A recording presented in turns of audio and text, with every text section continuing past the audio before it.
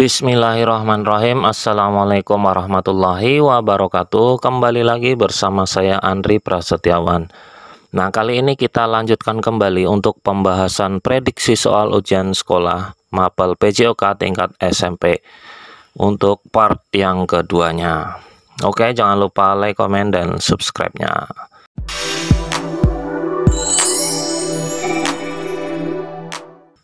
Oke, kita lanjutkan ke nomor 11. Perhatikan gambar berikut ini yang merupakan variasi dan kombinasi teknik dasar pencak silat dengan menggunakan tangan. Berdasarkan gambar di atas yang merupakan urutan variasi dan kombinasi teknik dasar pencak silat dengan menggunakan tangan adalah A. Serangan menggunakan bantul dan tangkisan depan. B. Serangan menggunakan tabak dan tangkisan samping. C. Serangan menggunakan tinju dan tangkisan depan. D. Serangan menggunakan dorong dan tangkisan samping. Nah, untuk jawabannya adalah yang C, yaitu serangan menggunakan tinju dan tangkisan depan. Nomor 12. Perhatikan gambar berikut ini yang merupakan variasi dan kombinasi teknik dasar pencak silat. Berdasarkan gambar di atas, adegan yang dilakukan oleh pesilat A adalah mengelak dan dilanjutkan dengan memeluk lawan. B. Menghindar dan dilanjutkan dengan membanting lawan. C. Menangkis dan dilanjutkan dengan mendorong lawan. D. Tangkapan dan dilanjutkan dengan menjatuhkan lawan. Untuk gambar yang A atau pesilat A itu sedang melakukan tangkapan dan dilanjutkan dengan menjatuhkan lawan, sehingga jawabannya adalah D. Lanjut nomor 13.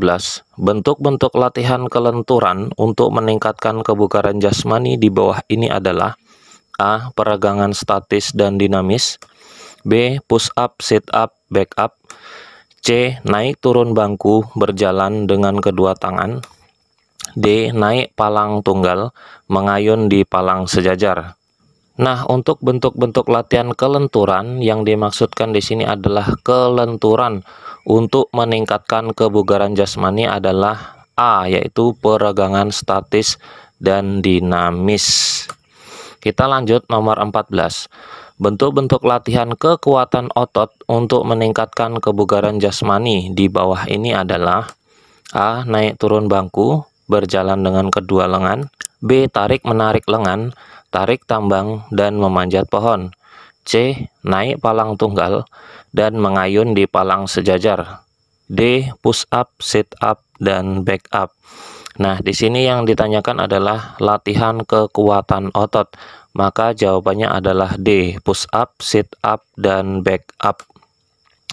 Kita lanjut nomor 15. Perhatikan gambar di bawah ini yang merupakan rangkaian gerakan guling depan senam lantai. Kalian bisa perhatikan dari nomor 1, 2, 3, dan 4. Sikap pelaksanaan gerakan rangkaian guling depan pada saat kedua lengan dibengkokkan adalah A. Sikap awal jongkok, kedua kaki rapat, dan letakkan lutut di dada. B. Kedua lengan menumpu di depan ujung kaki kira-kira 40 cm. C. Letakkan pundak pada matras dengan menundukkan kepala dan dagu sampai ke dada. D. Peganglah tulang kering dengan kedua tangan menuju posisi jongkok. Nah, yang ditanyakan adalah sikap pelaksanaan gerakan rangkaian guling depan pada saat kedua tangan dibengkokkan. Nah, yaitu pada posisi nomor 2, yaitu letakkan pundak pada matras dengan menundukkan kepala dan dagu sampai ke dada. Jawabannya adalah C.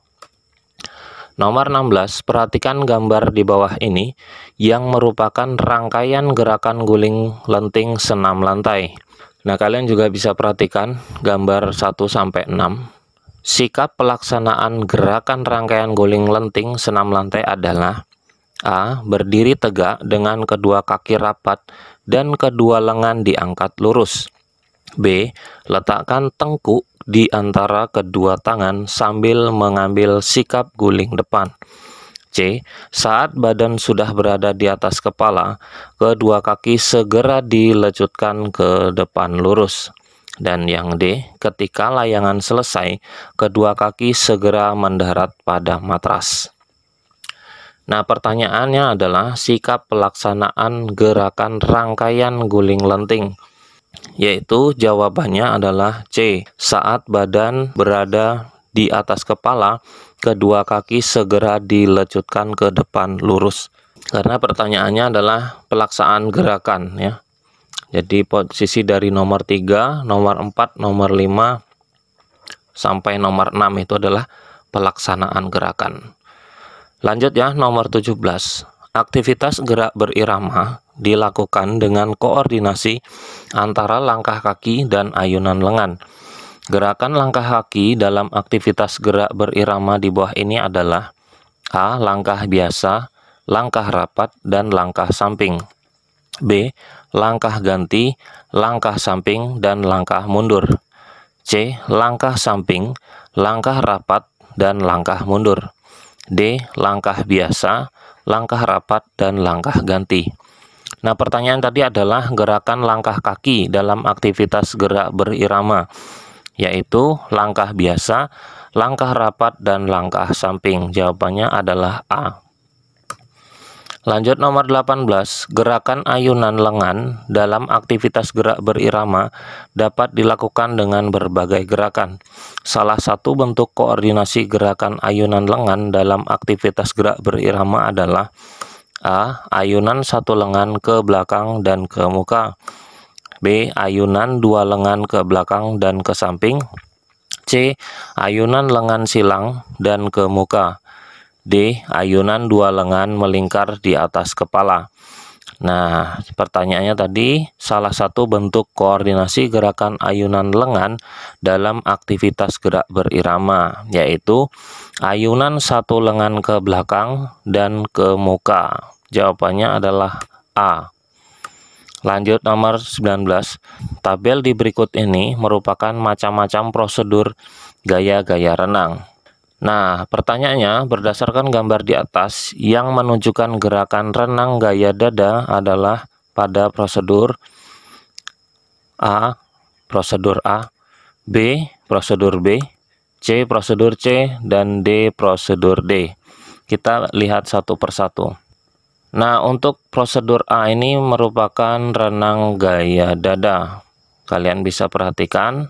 Kemudian yang prosedur B ini adalah renang gaya bebas. Yang C adalah renang gaya punggung. Dan yang D adalah renang gaya kupu-kupu. Nah, untuk renang gaya dada berarti yang prosedur A. Kita lanjut nomor 20. Tabel di berikut ini merupakan macam-macam prosedur gaya-gaya renang. Berdasarkan gambar di atas, yang menunjukkan gerakan renang gaya punggung adalah prosedur. Nah, tadi di soal nomor 19 sudah kita bahas. Jadi jawabannya nomor 19 adalah yang C, yaitu renang gaya punggung. Oke, saya cukupkan dulu sampai 10 soal. Nah, untuk berikutnya mungkin besok bisa saya update kembali untuk 10 soal berikutnya. Kenapa saya buat per 10 soal? Supaya pertama kalian bisa lebih memahami, tidak terlalu panjang lebar belajarnya. Namun kalian yang penting bisa paham dulu untuk soal-soal atau prediksi soal yang akan dikeluarkan oleh guru PJOK masing-masing di sekolah kalian. Kemudian kalian bisa menghemat kuota dengan cara mendownload dulu. Kalau terlalu panjang nanti terlalu boros kuotanya. Baik, terima kasih sudah belajar bareng. Jangan lupa kalau suka dengan video ini, kalian like. Kemudian ada pertanyaan, kalian bisa komen di bawah. Dan tentunya kalian harus subscribe dan aktifkan loncengnya, supaya tidak ketinggalan materi-materi baru yang akan saya upload pada pertemuan berikutnya. Sampai ketemu di materi berikutnya. Assalamualaikum warahmatullahi wabarakatuh.